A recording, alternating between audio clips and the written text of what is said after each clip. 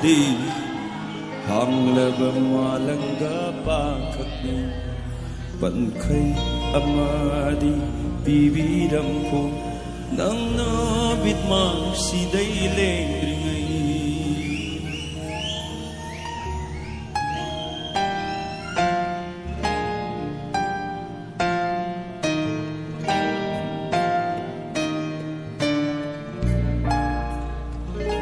ika'y na aigi tawni wangang dabana aigi laytingi itantala pupusida nanggating na lubatay wahang kaya yung rin ika'y na aigi tawni wangang dabana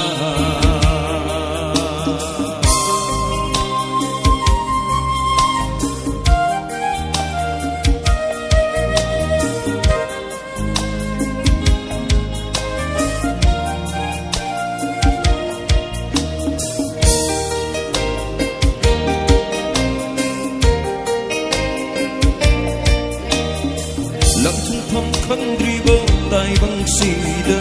nungsibi nang bungay jaringay tirang na ihaw han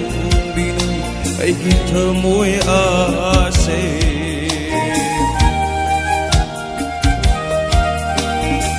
lamthum khandribo tai bang sida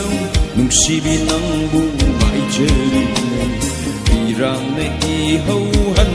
binay ay kita mo'y ase nung siba ng karigilay ramli nung siba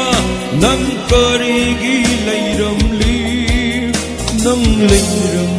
drabadi ang maubat amoy suboy ramlo nang layram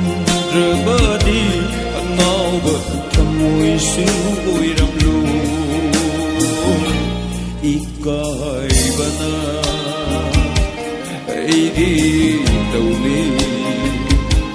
wangang dabana aigi laytingi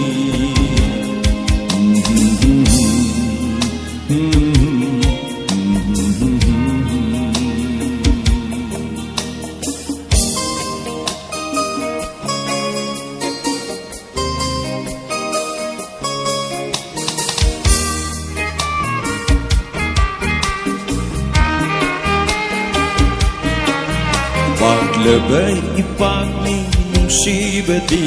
hanglaba malangga pangkagning pankay amadi bibiram ko nang nomit mang siday lengdung